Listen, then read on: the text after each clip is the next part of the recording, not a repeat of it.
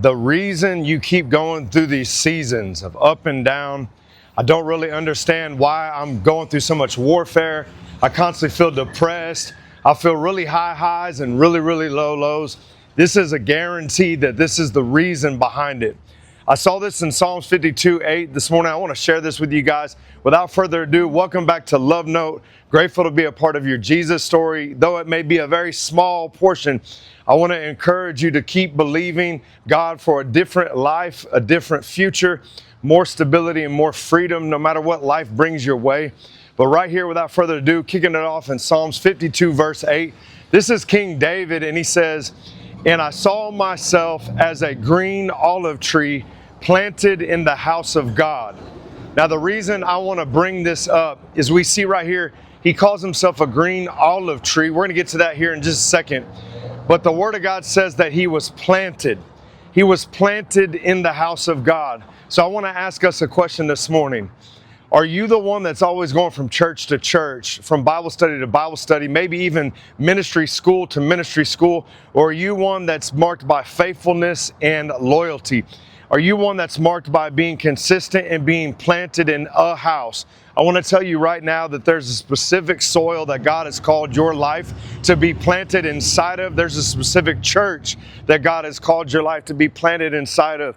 And when we start planting ourselves and stop allowing ourselves involvement to be based off of how people are treating us and what the levels of comfort are, this is where you're going to see true godly freedom break free in your life. The reason that we have ups and downs, the reasons that we're always going through these hills and roller coasters of emotions, is because we're making it too much about what the external experience is instead of honing in and locking in on the internal freedom that God has promised us. You see, the gospel promises us not that we're going to have amazing external experience, because then we have to ask ourselves the question, amazing according to who?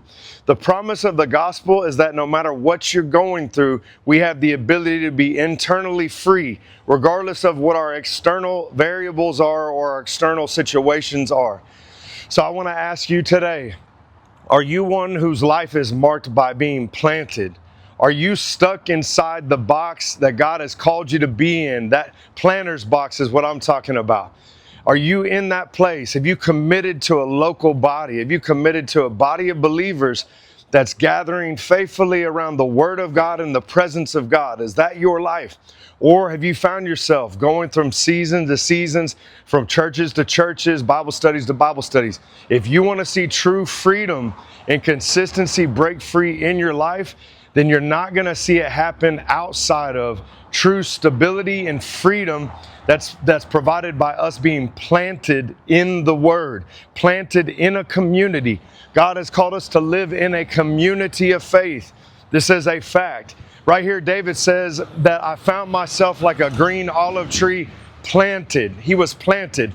We got to start seeing some planting in our life. We got to start seeing some seasons where we're saying, you know what, I'm called to this place and I'm going to stay planted. I'm not going to leave every time my feelings get hurt. I'm not going to leave every time somebody has a disagreement with me.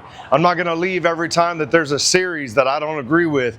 We got to start being a people that are marked by consistency, and we're planted in the house of God. We're not leaving every time our emotions get brushed up against. We're not leaving every time somebody offends us. We're planted. We believe we're called by God. We believe that we've been called and assigned to a specific body, and that's what we're doing. We're staying right there, and we're staying rooted. When you start seeing some consistency in your life, and you start seeing yourself given this ability to stay rooted and planted in the things of God, then you're going to find some consistency. You're going to start seeing some freedoms that you haven't experienced yet. And it's very simple. It's not complex. We make it complex. It's so simple. We got to stay planted. We've got to find the place that God's called us to be, the church house that God's called us to be in, and we've got to stay planted in this church house. We got to stay planted with these people.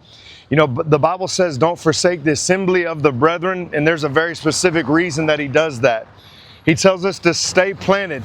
He says, listen, you can't forsake the assembly because going to the house of God is hard. He's not denying that. He's admitting it is hard. It is going to be challenging. Why is it going to be challenging? Because there's going to be people there.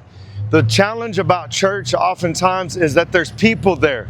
But the problem is Whenever we get under a group of people and we stay planted in the house of God with a group of believers, then you have to start working with your character issues, because we all have character issues.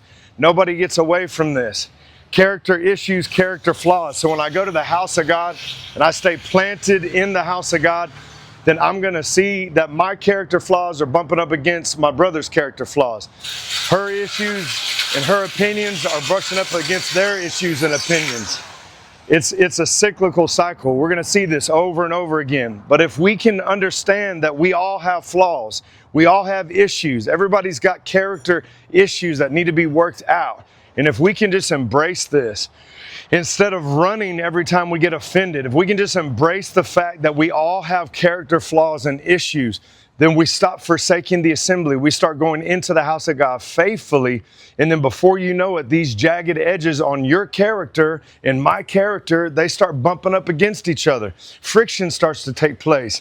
But if we can stay planted, the word of the day is to stay planted. If we can stay planted and just stay still in that moment, no matter what the discomfort is, no matter who's for you or who's against you, how many people are loving you, how many people are not, if we can just stay planted, then those jagged edges of our character are going to begin to fall off. Piece by piece, they're going to be able to fall off. And I'm going to land the plane right here. If we all remember the David story, David and Goliath, what was it that he picked up whenever he fired that shot at Goliath's forehead? He picked up five smooth stones. They were smooth. And what this is a picture of is character and integrity. You see, these stones had been worked with. The water had run over these stones. He got them out of the riverbed. The water represents the Holy Spirit. So the water had washed over these stones for so long that there was no more jagged edges. This is a picture of our house when we're planted in the house of God, just like Psalms 52:8. Planted in the house of God. And when we do this, it allows the water of the word, the water of conflict, adversity, opposition, you name it, to rush over these jagged edges in our character, and we start learning how to deal with people better. We start learning how to work with people better. We start learning how we don't have to continue to run from friction. We don't have to run from discomfort anymore. And now we start tapping into the true gospel freedom, which is no matter where I'm at or what my circumstances are, no matter what the variables of life throw my way, I've got the peace of God in my heart. I'm protecting this peace, and as a result, no matter what the variables are, I'm stable, I'm consistent, I am free. This right here will change your life. Find the house of God that God's called you to. Stay planted in the house of God. Allow your character to be worked with, and then you're going to see yourself flourishing. David says in 52:8, he was a green tree. This speaks of being fruitful. He was flourishing. He was killing it in the house of God because he was planted. He wasn't running anymore. So no matter where you're at today, I want to encourage you, and I want to encourage all of us. Let's find the body that God's called us to be in, and let's stay planted in that body. If you're not going to church already, let's get to church. Let's find a group of people that are somewhat tolerable. As long as the Word of God is being preached with integrity and fidelity, meaning they're being true to the Word of God, you're good. You can't go wrong. The Word is what brings faith. Faith comes by hearing, and hearing the Word of God. Did you notice it didn't say having heard? It says hearing. This is an ongoing thing that we're doing. So I want to encourage you, if you're not already a part of a body, if you're not already gathering weekly at an assembly, some type of group of believers, then we got to get in. We got to get into a group. We got to get into a field called the house of God, and we got to stay planted. We got to stay planted in this house. We don't run every time our feelings and emotions get dealt with. We don't run every time adversity comes knocking on our door. We got to be a people rooted and grounded in the Word of God, going to the house of God faithfully, even when my feelings get hurt. I let my character get worked with, and what I see at the end is a person that's going to be more free, that's going to be more independent from variables, is going to be able to walk through the trials of life without being taken out of their character. Y'all have a blessed day.